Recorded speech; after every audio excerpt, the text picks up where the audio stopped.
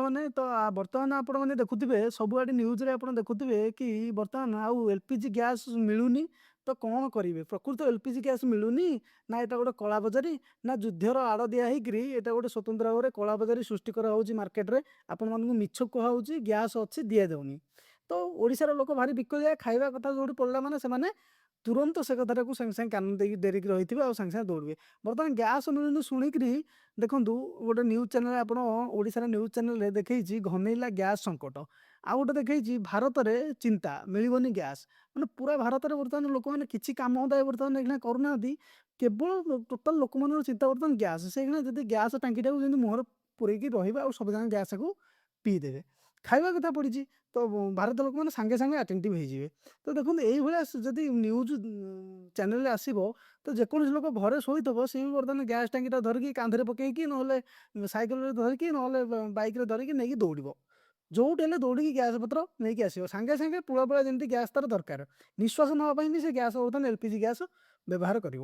ତ ଦେଖନ୍ତୁ ପ୍ରକୃତ କଥା କ'ଣ ହେଇଛି ଯୋଉ ସେଣ୍ଟ୍ରାଲ୍ ଗଭର୍ଣ୍ଣମେଣ୍ଟ କ'ଣ କରିଛି ଆମକୁ ଯୋଉ ଗ୍ୟାସ୍‌ର ଆଉ ଗୋଟେ ଗ୍ୟାସ୍ ବୁକିଂ କରିବାକୁ ଗୋଟେ ଗ୍ୟାସ୍ ସରିଲା ପରେ ଯୋଉ ଆଉ ଗୋଟେ ଗ୍ୟାସ୍ ବୁକିଂ କରିବାକୁ ଯୋଉ ଅବଧିଟା ଥାଏ 15 ଦିନରୁ ସେଇଟା ବର୍ତ୍ତମାନ 21 ଦିନରୁ 25 ଦିନକୁ ବଢ଼େଇ ଦେଇଛନ୍ତି। କାହିଁକି ନା ଯୁଦ୍ଧରେ ଗ୍ୟାସ୍ ଟିକେ କମ୍ ଅଛି। ତ ପ୍ରକୃତ ଜାଣିବା ମାନେ ସତ କଥା ବନ୍ଧୁମାନେ ଆମର ଯୋଉ ଗ୍ୟାସ୍ ଖର୍ଚ୍ଚ ହେଉଛି ବର୍ତ୍ତମାନ 19.5 କୋଟି ଘନ ମିଟର ଆମର ଗ୍ୟାସ୍ ଦିନକୁ ଭାରତରେ ଖର୍ଚ୍ଚ ହେଉଛି। କିନ୍ତୁ ଆମର ଯୋଉ ଉତ୍ପାଦନ ହେଉଛି ଦୈନିକ ଘରୋଇ ଆମର 10 କୋଟି ଘନ ମିଟର ଉତ୍ପାଦନ ହେଉଛି। ତ ଆଉ 9.5 କୋଟି ଘନ ମିଟରର ଗୋଟେ ଗ୍ୟାପ୍ ରହୁଛି।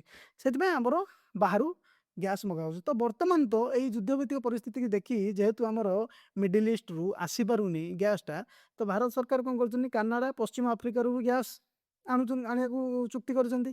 ଅଷ୍ଟ୍ରେଲିଆ, ଆଲଜେରିଆ ରୁ ବି ଭାରତକୁ ଗ୍ୟାସ୍ ଆସିବ।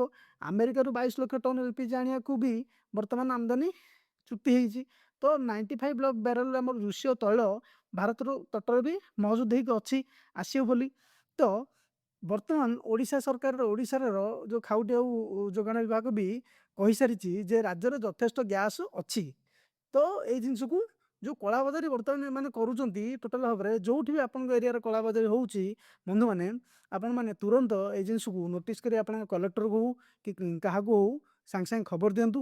ତ ତାକୁ ଦେଖିକିରି ଏ କଳାବଜାରୀ ଦେଖିକି ବର୍ତ୍ତମାନ ଲୋକଙ୍କ ମୁଣ୍ଡରେ ଗୋଟେ ଚିନ୍ତା ପଶିଲା ଓଡ଼ିଶାର ଭାରତର ଲୋକ ବହୁତ ବହୁତ ମାନେ ବହୁ ବଡ଼ ବଡ଼ ସାଇଣ୍ଟିଷ୍ଟ ଏମାନଙ୍କ ମୁଣ୍ଡରେ ବୁଦ୍ଧିରେ ପଶିଲା ଯଦି ଗ୍ୟାସ୍‌ଟା ଏମିତି ଏଲ୍‌ପିଜି ଗ୍ୟାସ୍ ଆମେ ଇଣ୍ଡକ୍ସନ୍‌ଟାକୁ ୟୁଜ୍ କରିବା। ତ ବର୍ତ୍ତମାନ ଆପଣ ଯାଇକି ଦେଖିବେ ଯେକୌଣସି ଜାଗାରେ ଆପଣ ଭୁବନେଶ୍ୱର ଯାଆନ୍ତୁ ଯେକୌଣସି ଇଲେକ୍ଟ୍ରିକ୍ ଦୋକାନରେ ଆପଣ ଇଣ୍ଡକ୍ସନ୍ କଥା ପଚାରିକି ବର୍ତ୍ତମାନ ମାଳ ମାଳ ଲୋକ ଗୋଟେ ଇଣ୍ଡକ୍ସନ୍ ଦୋକାନରେ ଆଜ୍ଞା 50-60 ଲୋକ ସେଠି ଛିଡ଼ା ହେଇଛନ୍ତି। ତ ଆପଣ ବାପୁଜୀ ନଗର ଯାଆନ୍ତୁ ସେଠି ଆଉ ଗାଡ଼ି ଆଉ ଯିବାକୁ ରାସ୍ତା ନାହିଁ। ଟୋଟାଲ୍ ଇଣ୍ଡକ୍ସନ୍ ନେଇକି ଧରିକି 3-3ଟା ଗୋଟିଏ ଇଣ୍ଡକ୍ସନ୍ ହେଲେ ଘରେ ହେଇଯିବ 3-3ଟା 4-4ଟା ଇଣ୍ଡକ୍ସନ୍ ବର୍ତ୍ତମାନ ଗାଡ଼ି ପଛରେ ନଦା ହେଇକି ସବୁ ନେଇକି ଯାଉଛନ୍ତି। ଇଏ ଆହୁରି ଇଣ୍ଡକ୍ସନ୍ ପ୍ରାଇସ୍ ବି ବଢ଼େଇକି ଆଉ ତୁରନ୍ତ ଇଏ କରୁଛନ୍ତି। ବନ୍ଧୁମାନେ ଆପଣମାନେ ଜାଣୁଛନ୍ତି ଏଇଟା ଗୋଟେ ପ୍ୟାନିକ୍ ବାଇ କରିବା ଦରକାର ନାହିଁ। କାହିଁକିନା ଗ୍ୟାସ୍ ଆମ ପାଖରେ ସଫିସିଏଣ୍ଟ ଅଛି। ଯଦି ବି ଆଉ 10-15 ଦିନ ଟାଇମ୍ ଲାଗିବ ଆଉ 5-10 ଦିନରେ ଏ ଜିନିଷଟା ଠିକ୍ ହେଇଯିବ। ତ ଏମିତି ବିକଳ ହେବାରେ କ'ଣ ଅଛି?